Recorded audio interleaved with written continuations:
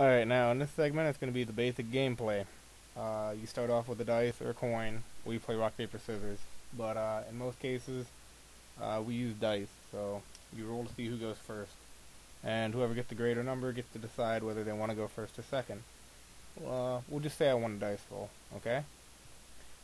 Alright, now before you begin a game, you shuffle your deck.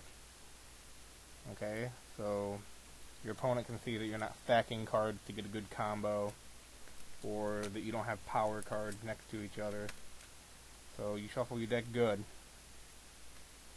And then you offer it to your opponent, and what they can do is they can shuffle it a little more, or what most people do is they just pick the deck up and cut it. So, and that's how you start. Now, you put your deck in the deck zone, as we discussed earlier, and your fusions and your synchros in your extra deck. I go first, so I draw 5 cards to start off with. 4, 5.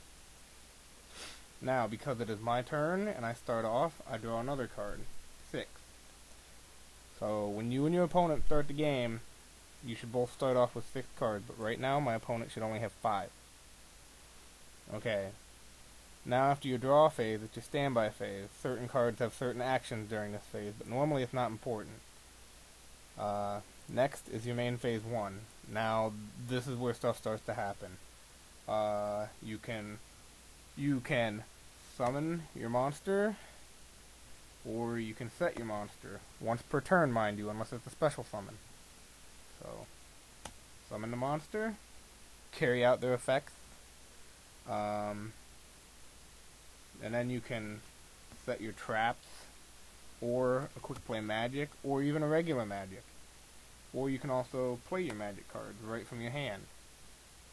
But since my opponent has a clear field, I don't have to do that. Now, because my opponent has a clear field, that's one of the benefits of going first. You can basically set up your field without being disrupted of anything. So you can go for a big power play right away, or you can set up to disrupt your opponent. But yeah. Anyways, that's pretty much what it's like when you go first. And next segment, I'll let you know what it's like to go second. So I hope that was useful, and it gave you a little more insight on the game. So, alright, moving on.